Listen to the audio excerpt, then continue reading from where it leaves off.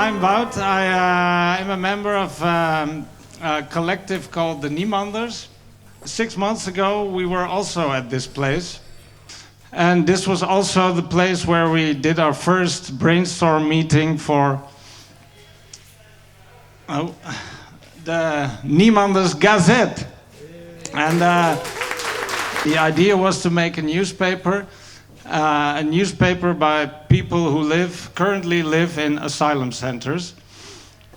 And the reason why we wanted to make this is because we feel that, and we heard from people that are in asylum centers, they sometimes feel like a number and not like a real person. And we thought, let's just create a stage where people can write and say what they want. I'm super happy and thankful for the result, because it's a 36-page newspaper with a lot of stories, a lot of fiction, a lot of personal stories, but also interviews. And today we want to, of course, present this nice publication to you all, but also invite some guests on the stage that can elaborate on their stories. I kind of just want to invite the people who are here to the stage, who have contributed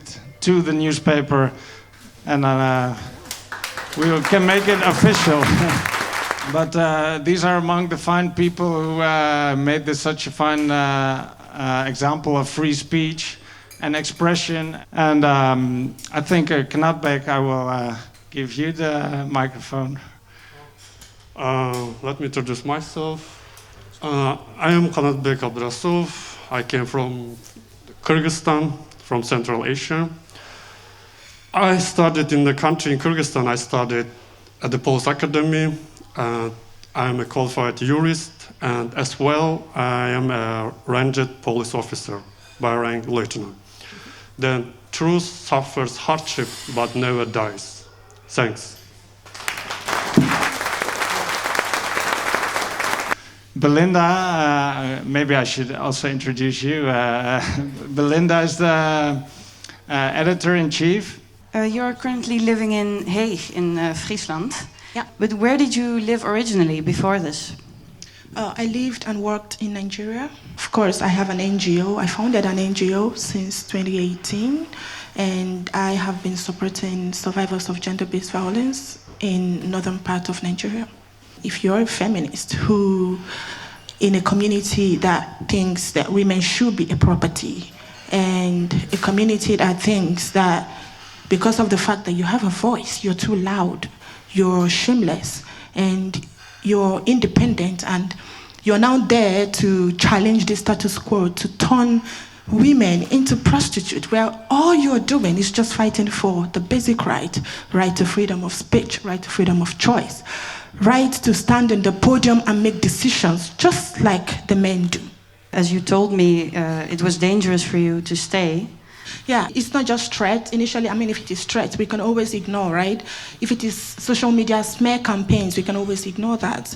But when it becomes physical, when it threatens your own safety, that is, it come to your office, attack my staff, and in an organization where there are I work with majority of female, I have to be also careful to ensure that I protect the people I work with. Gradually, I was able to lift myself off it. And when I became aware that actually I do have a right to say no to being in some situation, when I'm abused, I now know who to report to, right? I know that I have a right to stand and fight in court for divorce. I don't have to stay in an abusive house because, just because of the fact that my religion says so. And a lot of what you're saying now is also the reason why you started the initiative, Learning Through Skills Acquisition. Can you tell us more about that? Actually, Learning Through Skills Acquisition started as a way to provide support for survivors of gender-based violence. That is in terms of learning skills, just basic skills like bag making skills and skills that you know that you can profit from. That's just how it all started. And I think it's also, I'm speaking on, for other asylum seekers as well here, because everybody has had one or two challenges where the system looks as if it's against you. But I feel it's just a system, and like every other system, it could also be changed. It could be easy. It could be supported. Hello guys, it's Urs. Since I don't have anything but time, I have been thinking a lot more than I usually do, and I have started to think about the wars, and I think the real reason of the wars is the lack of individual dreams. When people do not dream, eventually they are adopting the dream of a group, maybe a state, sometimes an ideology, and I think it's not natural because, like, I think the greatest difference between the Homo sapiens and the other species are we dream. We dream when we are kids, but then we step into the adulthood and we just forget about it. And I think the art is the most powerful tool, the greater reminder to dream. So thank you for coming. Luce is a writer of one of the articles in the Gazette, and she did an interview with Marina, so you can read all about that in the Gazette. Marina, you were born in Vladivostok and fled the country because of the war with Russia. How did you end up in the Netherlands? After 3 weeks, when the war started, we were waiting. We hoped that the war stopped 1 week, 2 weeks, and after 3 weeks, it was absolutely impossible to live there.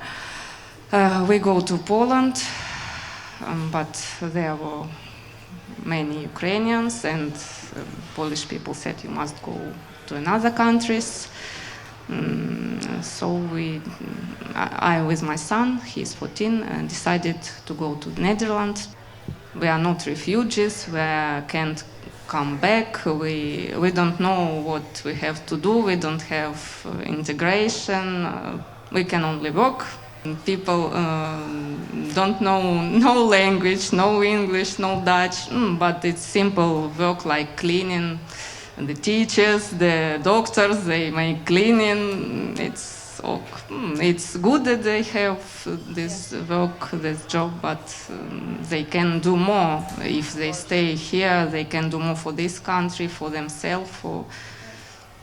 So we need some ways, opportunities to do it. Of course, yeah. Luce, you teach Dutch language to people like Marina on the ship in Waalhaven. How long have you been doing this? 1.5 years, a bit more, I think. We started March 22.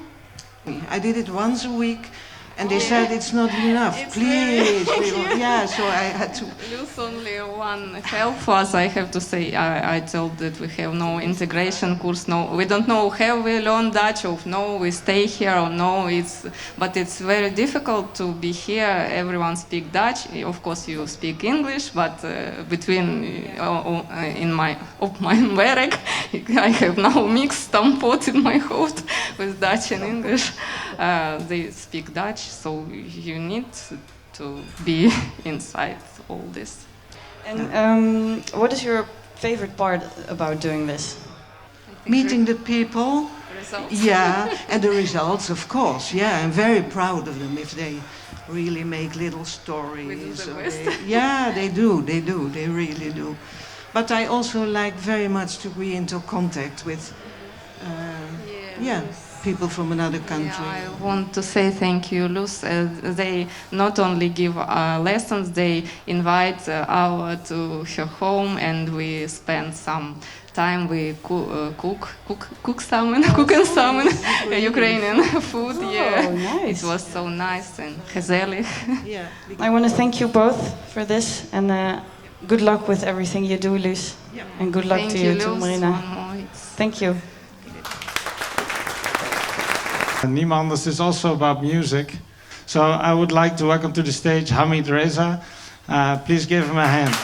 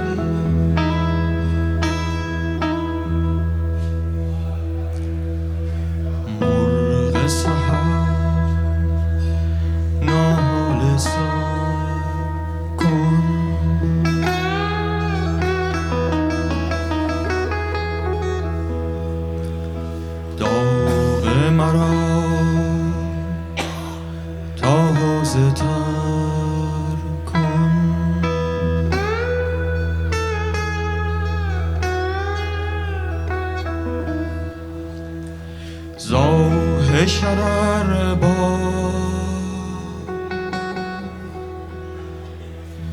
این قفس را